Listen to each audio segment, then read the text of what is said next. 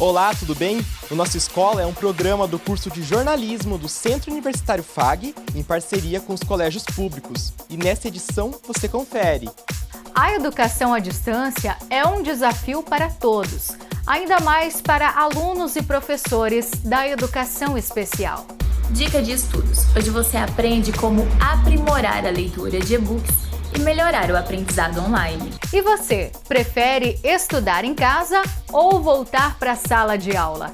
As dúvidas, o medo, as incertezas rodeiam este tema.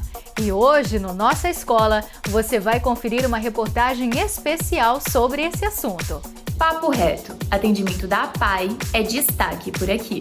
Tudo isso você vê agora no Nossa Escola, que só está começando.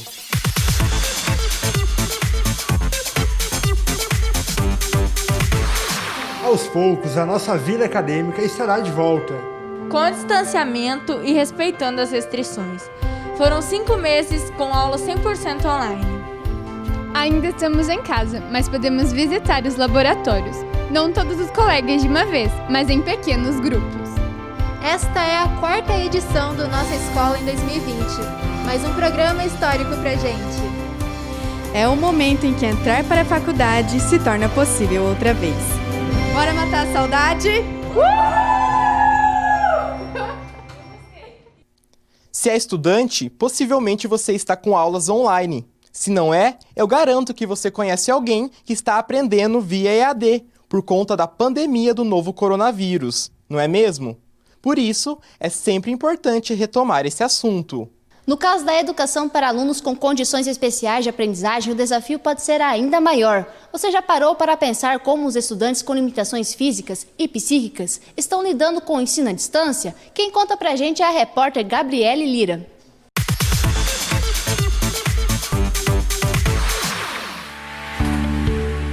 Os estudos à distância chegaram para todos, inclusive para os alunos especiais, que agora, mais do que nunca, precisam de todo o apoio da família para conseguirem realizar as atividades escolares. Para conhecer a realidade dessas famílias, a Ângela, que é responsável pelo irmão portador de síndrome de Down, nos conta um pouco sobre como está sendo a rotina. A rotina de estudos, agora à distância, se resume assim: a escola fez um grupo de WhatsApp, os professores postam na segunda, na quarta e na sexta, e nós pais temos durante a semana para realizar as atividades. Você confere agora a entrevista com o Kesley Gabriel, portador de deficiência motora psicológica. O que ele está achando das aulas online? O que você mais gosta de fazer em casa? Gosto de fazer minhas tarefas quando as professoras mandam e gosto de ajudar o pai e a mãe quando precisa e andar de bicicleta. Você sente bastante falta dos teus amigos? Sim, bastante falta. O que você mais gosta quando teus pais ajudam com as atividades? A companhia, sempre tem um ali para ajudar e então, se tiver errado ele vai corrigir. O que você fazia com eles? Jogava bola, treino e ficava ali brincando com eles na quadra, trabalhava lá fora. A leitura é fundamental no processo de aprendizagem, mas acaba sendo um desafio para os professores encantarem os alunos nesse período de quarentena, inclusive no processo de leitura. No quadro Dicas de Estudos dessa edição, você confere métodos para melhorar a leitura em casa por meio de e-book, que são os livros virtuais. A reportagem é da Carol Pagum e do André Almeida. Para falar sobre os benefícios da leitura, convidamos a professora Nara Terezinha. Sabemos nós que a leitura é um importante instrumento para desenvolver o domínio da linguagem, a criatividade, além de muitos outros aspectos positivos, como habilidade de interpretação, habilidade de novos conhecimentos. Enfim, são diversos os pontos positivos, os benefícios proporcionados pela leitura. Com a quarentena, os professores estão encarando novos desafios para continuar o ensino. Assim, como a leitura pode ser estimulada, considerando-se que o aluno pode se sentir desestimulado sem a presença física do professor nessa época de pandemia. E também, que importância a leitura assume nesse momento de atividades presenciais suspensas. É preciso saber inserir a leitura como instrumento de transformação dessa realidade. É importante que os professores incluam em suas aulas online atividades que exercitem a leitura. É importante que os professores façam com que os alunos transformem a leitura no seu maior e melhor meio de aprendizagem. E assim como a professora Nara disse, a leitura não precisa estar sempre restrita ao material didático disponível nas bibliotecas das escolas. Esse, inclusive, é um motivo para incentivar os alunos a buscarem novas oportunidades, novas possibilidades no seu universo de leituras. É claro que quando se fala sobre o exercício da leitura no ambiente escolar, os livros didáticos não podem ser esquecidos, porque são os livros didáticos que ficam à disposição dos alunos em todas as atividades escolares. Mas é importante destacar que a leitura não está restrita somente a esse material. É preciso que os educadores incentivem o hábito de ler, indiquem livros de temas diversos, temas variados, que além de favorecer a aprendizagem, façam o aluno tomar gosto pela leitura. A professora Nara agora finaliza com aquelas dicas que a gente estava esperando, né? Dicas preciosas e incríveis de como focar mais na leitura, principalmente nesse período de quarentena. São dicas especiais, tanto para alunos como para professores. Então, pega a caneta e o papel e já começa a anotar. Uma dica é realizar as oficinas online, dar sugestões de livros que os alunos possam ler e posteriormente fazer a apresentação desses livros. Contar o que leram. Outra dica seria o estímulo à leitura em família, ou seja, que exista uma integração entre a escola e os pais, porque a família, os pais também devem estimular o gosto pelos livros.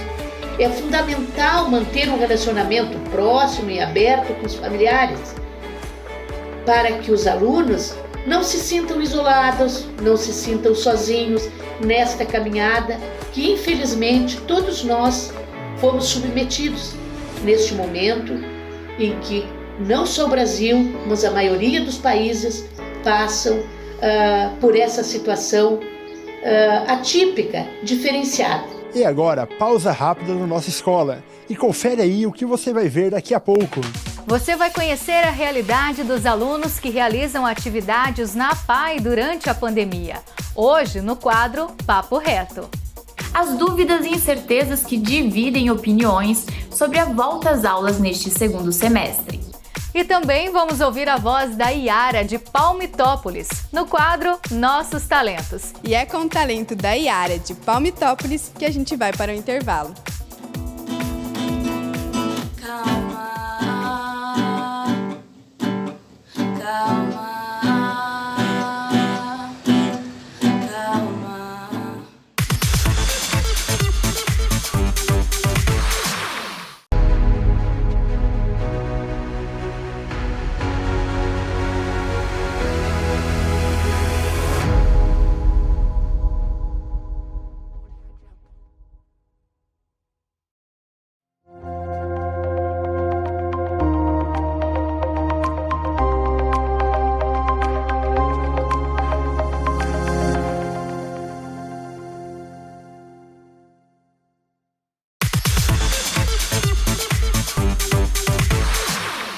A PAI atende diariamente em todo o país cerca de 250 mil pessoas com deficiências intelectual e múltipla. Atividades para desenvolvimento motor e psicológico são realizadas para ajudar na evolução dos alunos. Mas com o período que estamos passando, boa parte dos estudantes tem uma rotina diferente. Este é o assunto de hoje do quadro Papo Reto.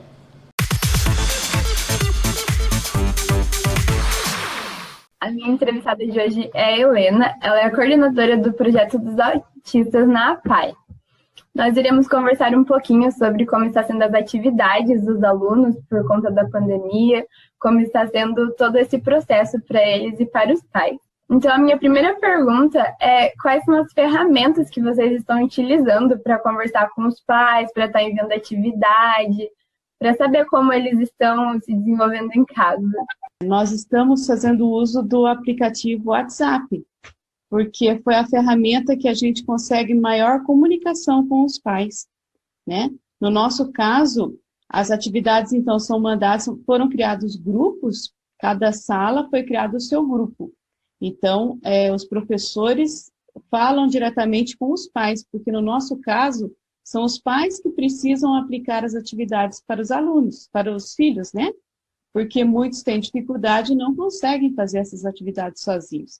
Então, a gente adicionou os pais nesse grupo e as professoras fazem as aulas por vídeo e montam essas aulas com aplicativos, né, diferentes, fazem assim, usando a imaginação de todas as formas possíveis, né, para tentar fazer uma aula legal para que os pais se empolguem em desempenhar essa atividade com os filhos deles. E aqueles pais que, porventura, não têm um celular, um smartphone, como é que vocês estão daí disponibilizando para essas pessoas? Então, nesse caso, daí a gente faz a ligação, né, por telefone fixo, ou até mesmo usamos assistente social para que ela vá na casa, né, converse com essa pessoa e a gente encaminha daí as atividades impressas. Daí são enviadas nas casas e daí eles fazem as atividades e depois mandam de volta para a escola. E como você comentou anteriormente, tem bastante alunos da APAE que tem um pouco de dificuldade, assim, e tem alguns que têm um pouco mais, né? Daí esses alunos que têm, assim, um pouco mais de dificuldade, vocês dão só, tipo, essas folhas impressas ou vocês fazem alguma coisa que nem você falou de usar a imaginação? Vocês fazem mais coisas, assim, mais dinâmicas para eles fazerem com os pais ou também tem, tipo, todas as folhas, essas coisinhas assim? Então, a gente tem aqueles alunos que têm muito mais dificuldade, que são os acamados, né, que eles não têm movimentos, então são feitas daí atividades com música, né, os professores gravam para fazer massagem, para que os pais possam fazer massagem neles, alongamento, né, as aulas de educação física também são encaminhadas para fazer alguma atividade de alongamento com eles, através de música, de relaxamento. Então, os professores, assim, que nem eu te falei, muita imaginação mesmo para conseguir, né, atender a todos, porque cada um tem a sua especialidade, né, e a sua dificuldade. Então, a gente tenta amenizar essa distância com aulas mais criativas, para que eles possam também desenvolver com os filhos.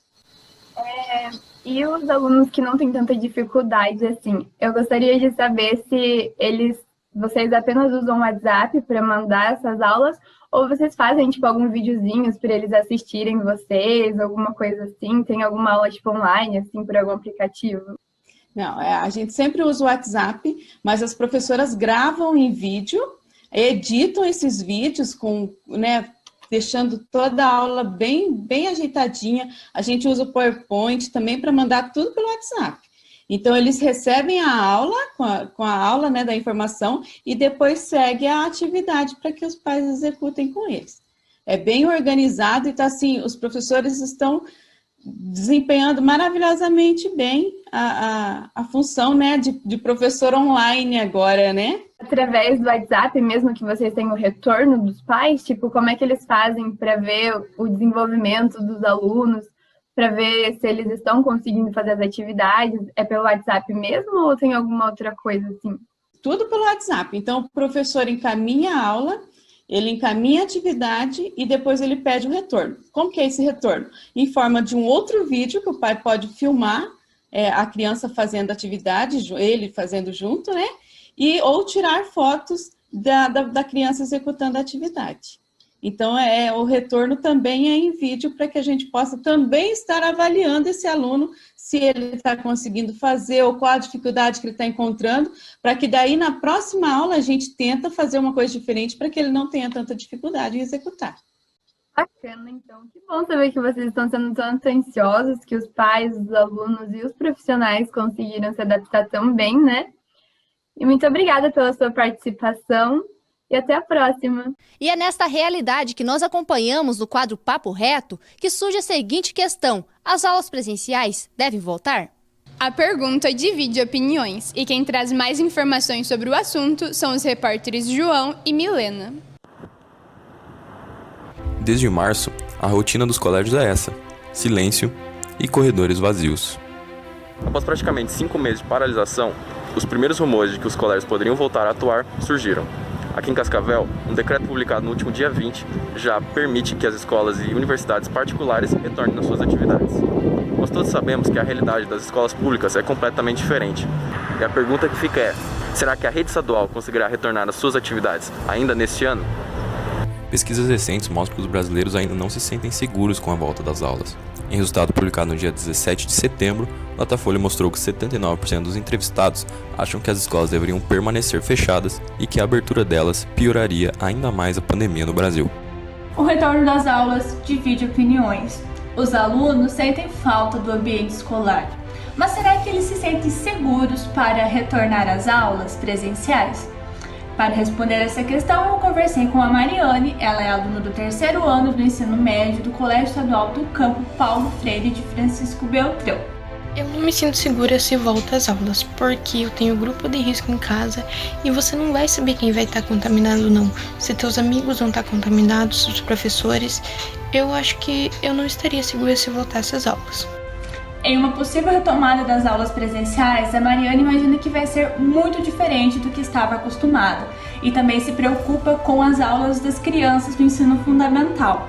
Eu acho que vai ser bem complicado com o retorno das aulas, porque também tem os pequenos, eles não vão entender bem, eles podem passar a máscara, a sua própria máscara para os coleguinhas deles. Eu acho que vai ser muito complicado. Ela também nos conta o que os pais dela pensam sobre o retorno das aulas. Eles não queriam que voltasse às aulas e que cancelassem esse ano e começava tudo ano que vem, né? Porque é muito ruim para entrar agora numa faculdade.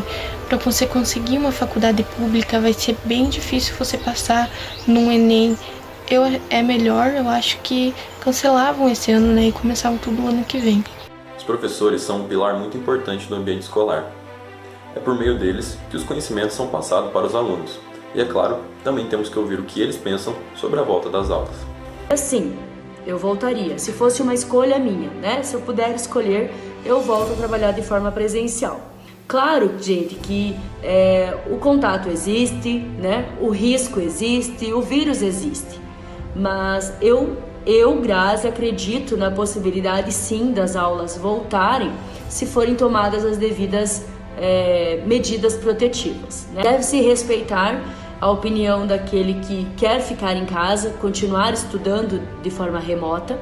O nosso maior desafio para o retorno à volta às aulas não é o vírus em si, não é o Covid, não é a pandemia, mas a falta de organização, e não que as escolas não tenham competência para isso, mas é que às vezes o próprio sistema educacional não dá a estrutura que a gente precisa para fazer de uma forma efetiva, com relação principalmente às crianças menores, as crianças, os pequenos. Eles vão querer brincar, eles vão querer se encostar, eles vão querer, né, até porque eles estão com muita saudade dessa presença física, né, da brincadeira e tal. Também penso que precisa pagar para ver, sabe? Eu acho que enquanto a gente não colocar esse povo todo mundo junto aí, a gente não sabe se o vírus vai, né, se o contágio vai crescer ou não. A direção dos colégios tem um papel muito importante nessa decisão. A pressão por fazer as escolhas corretas está naqueles que ocupam as maiores posições da hierarquia da educação. Os diretores e diretoras devem ouvir o que a comunidade tem a dizer e, junto com as recomendações de seus superiores, devem decidir qual é a melhor maneira de retornar às atividades, levando em consideração a realidade do seu colégio. Então, até o momento a gente não tem nada assim de data prevista para o retorno às aulas, tendo em vista que a CED ela depende da decisão da Secretaria da Saúde. Então, até que a Secretaria da Saúde não dá o aval do retorno, a gente não retorna, pelo menos por enquanto. O que existe então de possibilidades? A CIED, juntamente com outras instâncias, né, elas realizaram um protocolo de um possível retorno. O que seria esse protocolo? Ali fala todas as medidas de segurança que tem que ter de um possível retorno. Então, EPIs para os funcionários, exigência de uso de máscara, álcool em gel, distanciamento na sala de aula. A segurança, ela, na minha opinião, ela tá difícil nesse momento, né? Então eu acho que até que não se tenha um índice decrescente aí dos números da pandemia, eu acho que é muito difícil para retornar às aulas, tendo em vista que a escola aí vai ter que fazer todo esse trabalho de conscientização e aí tentar se adaptar a essa nova realidade. No início das restrições em Cascavel, a cantora Vika lançou a música Pausa, que conquistou milhares de fãs nas redes sociais. Ela é cascavelense e descreveu em letra o que todos sentimos na quarentena. O talento de hoje é de Palmitópolis. A Yara é cantora e, para embalar nosso programa, escolheu justamente essa música que tem relação com o momento. Oi gente, meu nome é Yara Varza Tomazelli, eu tenho 15 anos, moro em Palmitópolis e estudo no Colégio Estadual do Campo Venceslau Braz. Comecei a gostar de música entre meus 9 e 10 anos, quando minha avó me fez um convite para começar a cantar no coral da igreja. Depois disso, eu não parei. Atualmente eu faço aula de canto, estou aprendendo a tocar violão por videoaulas no YouTube e pegando cifras pela internet. Além de cantar na igreja, a Yara também participa de festivais e canta em casamentos. Eu gosto muito do que eu faço, porque é uma coisa que me faz esquecer do mundo lá fora. E pretendo me aperfeiçoar cada vez mais. Obrigada pela atenção de todos vocês e me sigam no Instagram, que é Yara_V Tomazelli. Será que tem remédio pra curar meu tédio? Será que existe cura pra toda essa loucura? Calma, o mundo precisa de pausa. No fim tudo volta ao seu lugar. Talvez seja a hora pra pensar. Nem tudo se pode controlar. O que será que o mundo tem a falar? Calma, calma, calma. O mundo precisa de pausa. Gostou do programa? Quer participar? Então anota os endereços que estão aparecendo aí, na sua tela. Esse foi o nosso Escola de hoje, programa produzido pelos acadêmicos de jornalismo do Centro Universitário FAG. Agradecemos a sua companhia e até a próxima!